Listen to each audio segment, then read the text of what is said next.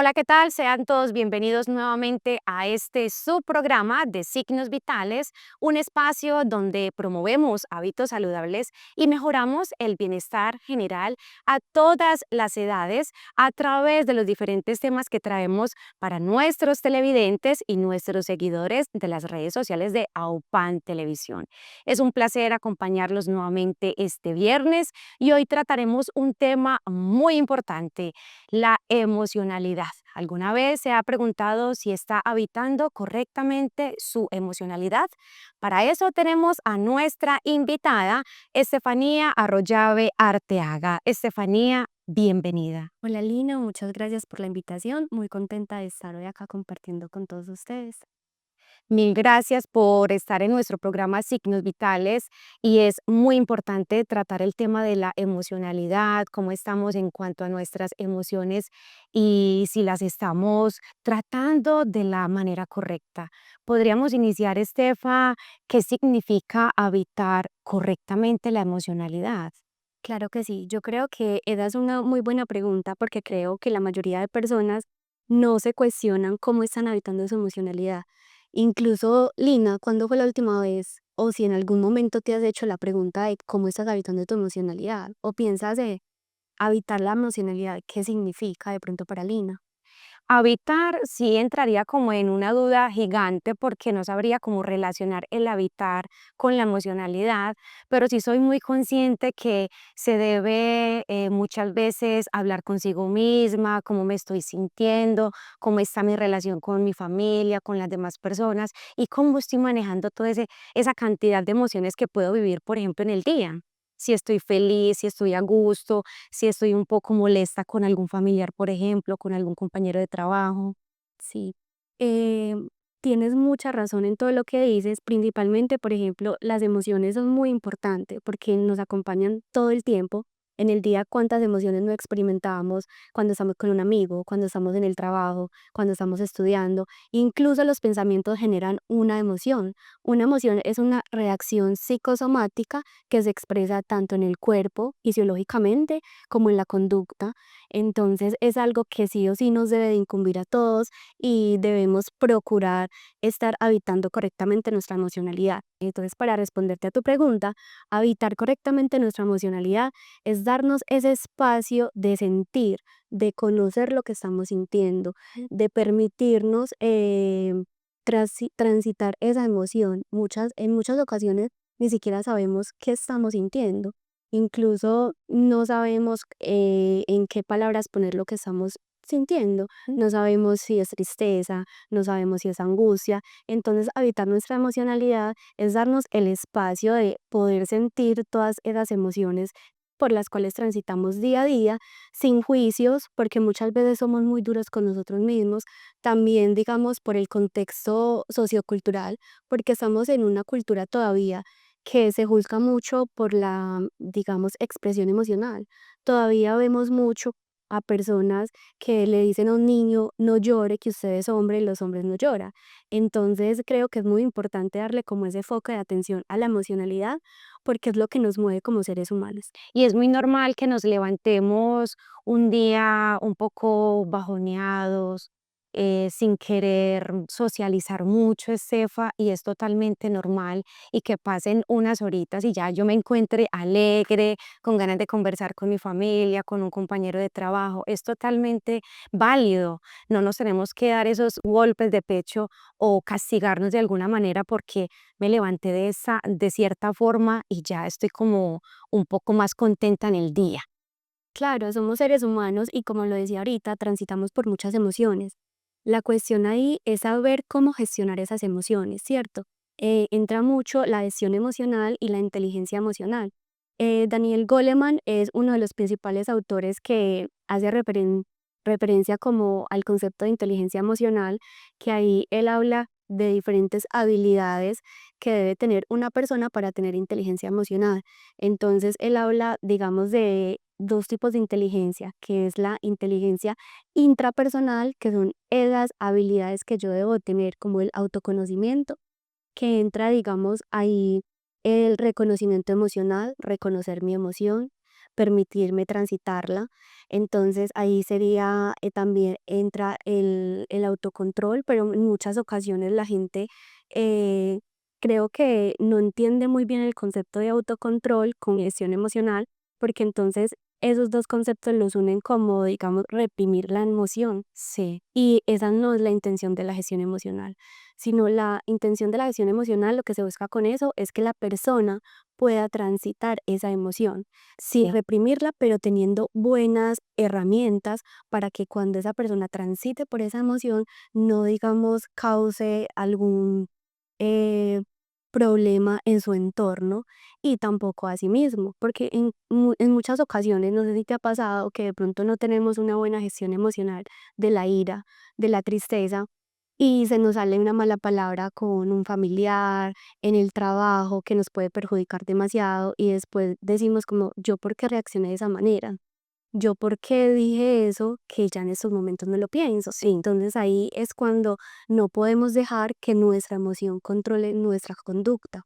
Entonces sí es normal, levantarnos, digamos, con estados de ánimo diferentes, porque todo el tiempo no vamos a tener la misma sintonía emocional, pero sí tratar de que nuestras emociones no interfieran con nuestro entorno y en la manera en cómo nos relacionamos con los demás. Sí, de esa manera nos estamos permitiendo experimentar las emociones plenamente con eso que nos explica. Ujú, exactamente. Y también hay que hacer, digamos, un reconocimiento a que no hay emociones buenas y emociones malas. Las hay. Hay emociones y todas nos sirven para adaptarnos a las circunstancias que estamos viviendo, a las Sí. experiencias. Y hay que saber entender que también todas las emociones nos traen un mensaje, algo que debemos trabajar, algo que no sabemos expresar, algo que no estamos sabiendo interpretar también. Entonces es poder escuchar ese mensaje, pero no quedarnos ahí en esa emoción, sino transitarlo, escuchar el mensaje y qué vamos a hacer con ese mensaje de una manera que sea saludable Mm. para nuestro entorno. ¿Qué podríamos hacer cuando un caso? Yo soy consciente que debo manejar correctamente esa emocionalidad. Por ejemplo, si en el momento estoy viviendo el enojo, soy muy consciente de lo que debo hacer, el camino correcto que debo tomar, pero por ejemplo, la otra persona no es muy consciente y tiene una reacción de agresividad, por ejemplo. ¿Cuál sería mi papel en ese caso? Si yo sí lo reconozco. Ok, muy buena pregunta, Lina. Hay que saber identificar qué cosas están bajo nuestro control y qué cosas no están bajo nuestro control, ¿cierto? Las reacciones de los demás no están bajo nuestro control, pero sí está bajo nuestro control nosotros cómo vamos a reaccionar a la conducta que está teniendo esa persona. Entonces es importante tener como ese conocimiento de, bueno, esta persona está actuando de esa manera porque no tiene, digamos, las herramientas adecuadas para poder gestionar esa emoción por la que está transitando, pero yo sí las tengo y no voy a reaccionar ni, digamos, ponerme al mismo nivel de esa otra persona para empezar un conflicto que más adelante puede que tenga solución o interfiera en nuestra relación laboral. Entonces es como, si yo tengo una buena gestión emocional, si yo sé que yo la tengo y la otra persona no, entonces respetar, digamos, ese proceso de esa persona, pero yo también regular mis emociones y no caer, digamos, en la incitación de esa persona, no dejarme llevar también, digamos, por la la rabia también que de pronto pueda surgir en ese momento, es que yo le puedo contestar esto. No, concentrarnos también, digamos, en cuidar nuestra emocionalidad y, como te digo, controlar las cosas que sí realmente están bajo nuestro control, como es nuestras reacciones frente a la conducta de esa persona. Ujú. Yo creería que es fácil decir, ser muy consciente de manejar adecuadamente mi emocionalidad, cuidarla, pero qué rico escuchar unos tipsitos que hacer en esos casos cuando cierta emoción me incomoda, me cuesta sostener, por ejemplo. Bueno, No sé si aquí entre el tema de la respiración, manejar la calma. bueno, Lina, en esos momentos, como dices tú, es difícil, ¿cierto? La gestión emocional es algo que se trabaja día a día y se va mejorando, o sea, es algo que se tiene que ir entrenando. Uno no nace con buena gestión emocional, uno no lo aprende en un día, no, es algo que se va trabajando día a día. Hay tips Por ejemplo, la respiración consciente es un muy buen tip que ayuda para regular la ira, la ansiedad, el estrés. La respiración consciente lo que hace es que calma nuestro sistema nervioso simpático, que es el que se activa en situaciones de amenaza, de alerta, de estrés en el trabajo, de estrés en la casa, con los familiares. Entonces lo que hace es calmar nuestro sistema nervioso simpático Sí. y activar nuestro sistema nervioso parasimpático, que es el que nos ayuda a relajarnos. Entonces muchas personas dicen, subestiman como la respiración. Sí. Es que respirar, todos sabemos respirar. ¿Qué tal si nos enseña Estefanía a respirar correctamente cuando estamos pasando por esas emociones negativas? Claro que sí, Nina. Hay una respiración que me gusta mucho y es la respiración triangular. Entonces invito a Lina a que lo hagamos juntas. Claro que sí. Vamos a poner en una posición cómoda, vamos a cerrar los ojos. La respiración triangular consiste en respirar triangularmente y mientras vamos inhalando vamos a contar 4 segundos y vamos a imaginar un triángulo. Entonces empezamos. 1, 2, 3, 4. Sostenemos en 4. 1, 2, 3, 4. Y exhalamos en 4 por la boca. 1, 2, 3, 4. Ahora Lina lo va a hacer solita. Vamos a empezar. Inhalamos en 4.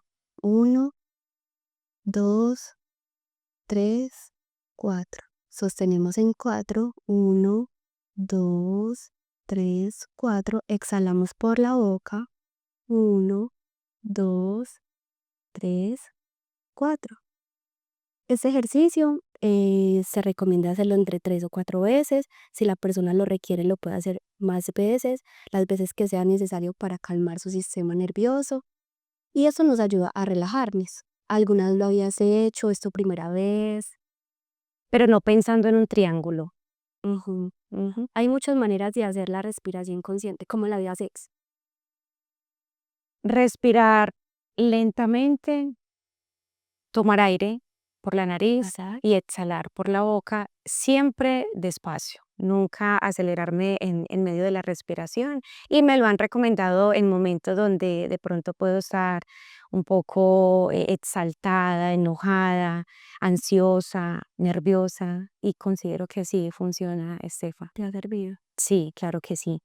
Estefanía, ¿cuáles serían esas emociones que solemos mostrar con más libertad y cuáles ocultar de alguna manera? Muy buena pregunta, Lina. Te devuelvo a ti esa pregunta. ¿Qué emociones crees que ante la sociedad son más válidas o tienen más permitido ser expresadas y cuáles no tanto? Estar alegre, estar de acuerdo con su opinión, que haya siempre como un acuerdo. Y considero que cuando nos ponemos a la defensiva, no estoy de acuerdo con lo que dices, con lo que estás opinando, de pronto si me estás llevando la contraria, eso trato como de reprimírmelo un poco, o la sociedad no quiere ver que la otra persona lo manifieste, ¿cierto? Siempre como un acuerdo y todo muy positivo, considero. Ujú. Sí, por ejemplo, la sociedad, digamos que se ha encargado mucho, digamos, de darnos eh, emociones a mujeres y hombres. Entonces, por ejemplo, a los hombres se les es más permitido mostrar la ira. Un hombre con ira es normal, es su naturaleza, es un hombre, no controla sus impulsos, normal. Pero una mujer tiene que ser más delicada, no se puede, digamos que enojar, no se puede mostrar con rabia, porque no es una mujer, se tiene que portar bien. En el hombre no es tan permitido la tristeza. ¿Cuántas veces no hemos escuchado que al hombre se le dice no llore porque llorar es debilidad? Y eso de mujeres, no es de, eso es de mujeres. Llorar déjeselo a las mujeres. Entonces, digamos que esas dos em, posiciones han hecho, digamos que a los hombres se les dificulte un poquito más buscar ayuda, hablar de sus sentimientos, de su emocionalidad.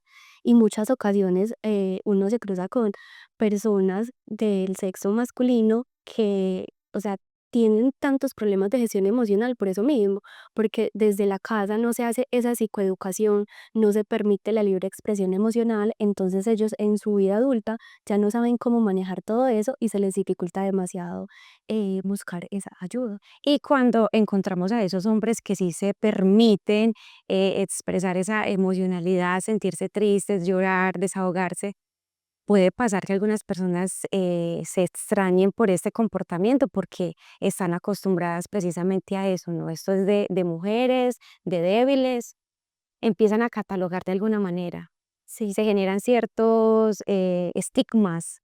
totalmente. Y no debería ser así porque todos tenemos derecho a buscar ayuda, a hablar y más de nuestros sentimientos. No hay nada más bonito encontrarse con personas y, por ejemplo, en el área afectiva, uno tener una pareja que sepa gestionar sus emociones, que sepa hablar al respecto, que no se guarde lo que está sintiendo, ni mucho menos lo que está pensando, y que entre los dos podamos dar una buena solución al conflicto por el que estamos pasando.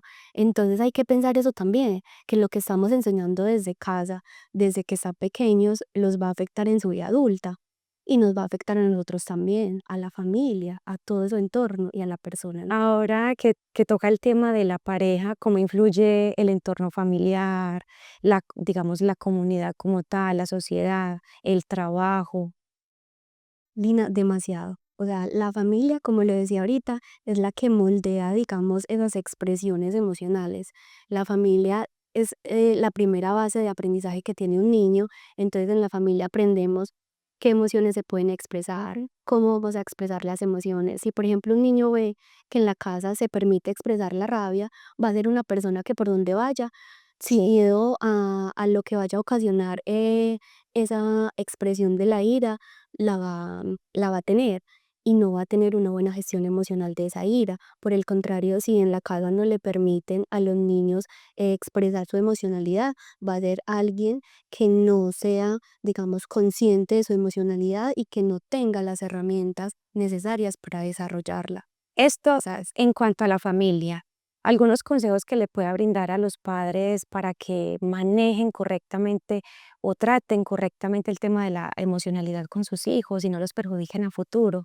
Claro. Para ir por partes, para que luego hablemos, digamos, del trabajo, de la sociedad como tal.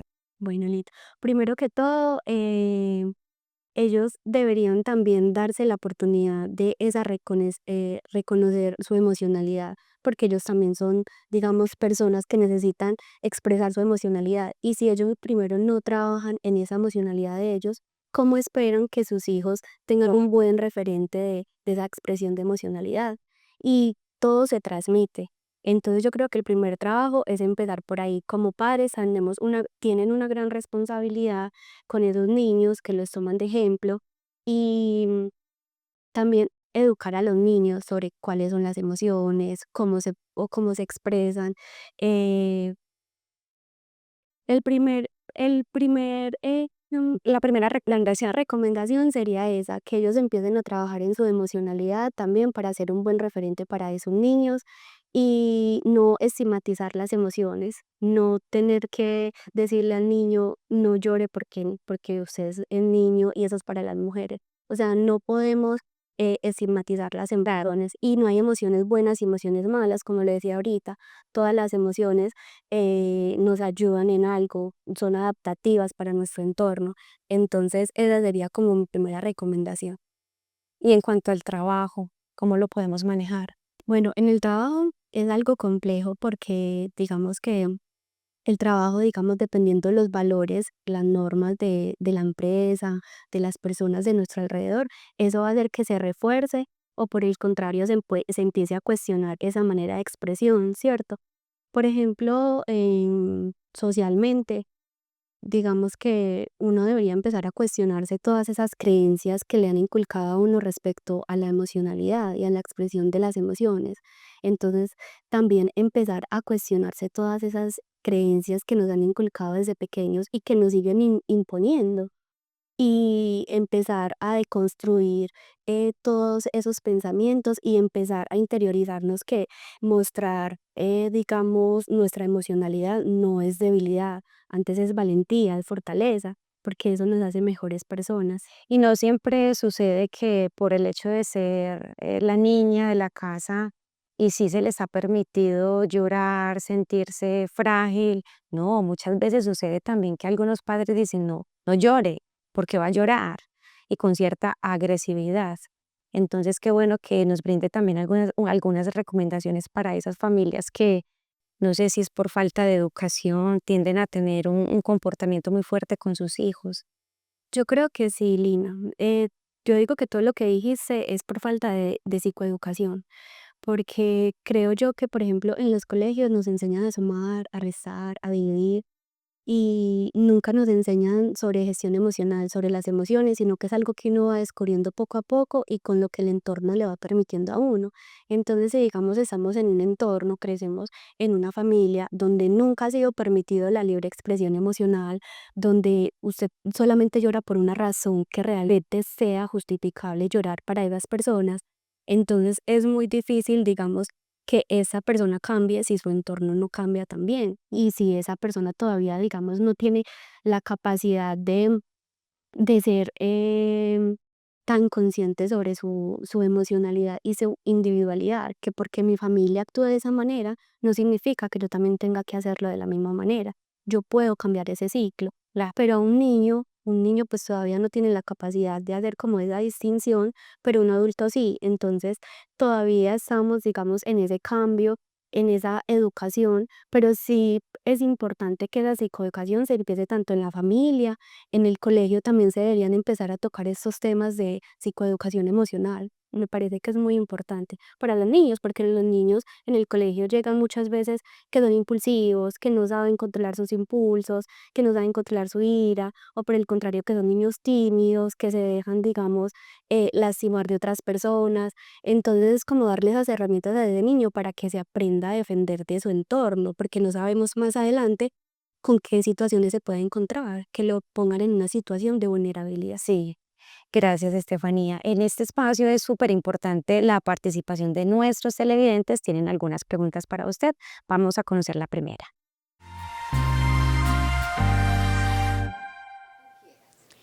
Mi pregunta para la psicóloga Estefanía Arroyave es, ¿cómo manejar la presión social de controlar lo que sentimos?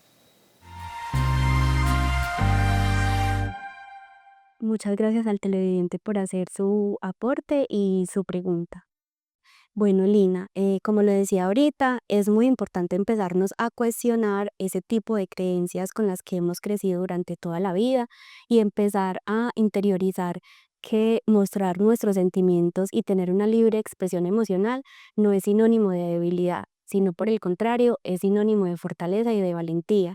Somos seres humanos que constantemente estamos cambiando y podemos aprender nuevas herramientas para gestionar nuestras emociones, y todos en algún momento vamos a necesitar, digamos, ese tipo de herramientas, y más que todo la gestión emocional, que es un área en la que, digamos, con la que estamos conviviendo todo el tiempo, porque si gestionamos de buena manera nuestras emociones, sí vamos a tener buenas relaciones afectivas, buenas relaciones laborales, buena relación con nosotros mismos, porque nos vamos a saber entender, vamos a saber qué es lo que necesitamos, qué es lo que queremos, no vamos a estar tan perdidos por ahí por la vida pensando que nos va a llegar nuestro propósito de vida solamente porque estamos, estamos perdidos. Entonces sí creo que es muy importante empezar a cuestionarnos todos ese tipos de creencias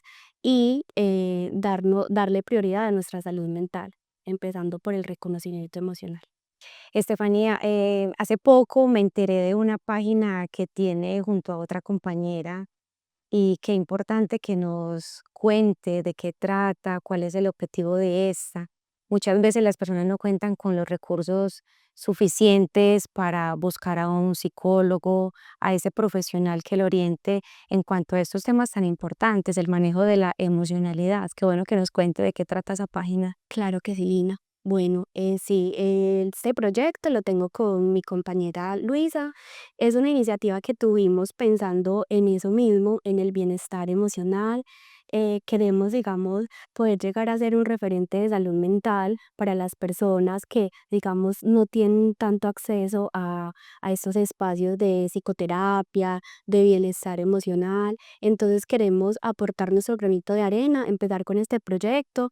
La página se llama Serenamente, nos pueden seguir en Instagram, aparecemos serenamente-salud.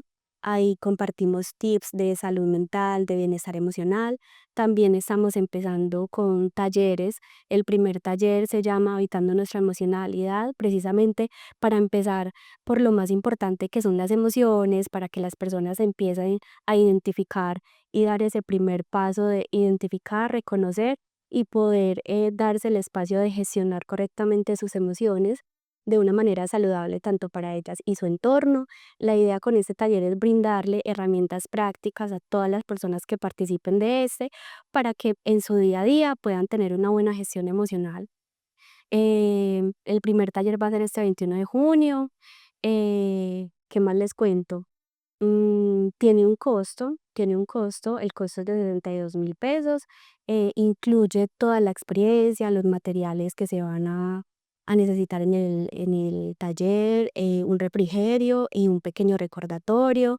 Para las personas que no puedan participar en este, próximamente estaremos realizando otros talleres con otras temáticas, pero sí la invitación es a que se animen, a que puedan interactuar con estos espacios, que se apropien de estos escenarios que se les está brindando. Y también hay que desmitificar un poquito la salud mental, porque hay que reconocer que en estos momentos sí hay mucha visibilidad, pero todavía nos queda trabajo para hacerlo, porque aunque las personas saben que está ahí, que es una ayuda que se pueda tomar, todavía está como ese miedo al señalamiento de ir al psicólogo, de que no, es que me van a tildar de loco. Entonces estos espacios proporcionan como que sea más cercano, digamos, ese acercamiento y que la persona se pueda sentir, digamos, un poco más segura al hacerlo. ¿No? Y realmente nos va a aportar demasiado, no solamente con el espacio, el taller que ustedes ofrecen, por ejemplo, la persona que tiene la posibilidad de acudir a un profesional, a un psicólogo, le va a servir mucho en su cotidianidad, en la relación con su familia, con el equipo de trabajo. Voy a comentarle la última pregunta que tiene nuestro televidente para usted, Estefanía, porque el tiempo ya se nos está agotando. Claro que sí. Estefanía, ¿debería importarnos nuestro cuerpo en la expresión de las emociones? Qué pregunta tan interesante. Muchas gracias por hacernos esa pregunta. Claro que sí, Lina. Totalmente, porque el cuerpo es el primer indicador de que estamos sintiendo una emoción. ¿Por qué? Cuando tenemos una emoción fuerte, nos empiezan las palpitaciones fuertes, podemos empezar a sudar. Incluso hay emociones que nos dificultan la respiración. Entonces, el cuerpo es el primer indicador de cómo estamos transitando esa gestión emocional. Eh, no podemos hacer una desconexión de la emoción y el cuerpo, porque el cuerpo nos genera las primeras señales de que vamos a empezar a sentir ciertas emociones. No sé si te ha pasado que cuando vas a sentir rabia, te empieza a subir un calorcito o muchas personas empiezan a empuñar las manos. Entonces uno también tiene que saber leerse a uno mismo y a las otras personas para, digamos así, poder tener una buena reacción ante esas situaciones. Y podríamos relacionar esto también con algunas enfermedades que se desencadenan relacionado con las emociones. Claro que sí, si no se tiene una buena gestión emocional, se va a empezar a sufrir de estrés crónico. Hay muchas enfermedades que empiezan con la represión de emociones, entonces que los dolores de cabeza, que los dolores gastrointestinales, que la caída del cabello. Entonces hay que empezar a relacionar toda esa sintomatología con las emociones. No quiere decir que si yo tengo un dolor es porque no estoy gestionando bien mis emociones, no. Hay, digamos, sintomatología física que sí requiere del médico general porque sí es algo fisiológico. pero en muchas ocasiones pasa que las personas van al médico general y no les encuentran, digamos, una causa física, entonces los mandan para donde el psicólogo y ahí se dan cuenta que, digamos, necesita hacer un trabajo de gestión emocional, de resolver conflictos que tenga, digamos, con ciertas áreas de su vida. Entonces, esa es la invitación, a prestarle atención a esa sintomatología que expresa nuestro cuerpo. Claro que sí, definitivamente nuestro cuerpo también nos está emitiendo mensajes y hay que prestarles muchísima importancia. Estefanía, se nos agotó el tiempo. Yo quedo muy agradecida con su participación, con este tema de la emocionalidad, de habitarlo correctamente. Mil gracias por hacer parte de este espacio. Muchas gracias a ustedes por la invitación y espero que todo lo que hablamos acá les sirva de mucho y de pronto en algún momento nos volvemos a ver por acá. Así será. Muchas gracias. Y de esta manera, televidentes y seguidores, finalizamos nuestro espacio de signos vitales. Gracias una vez más por acompañarnos. Nos vemos en 8 días. Hasta pronto.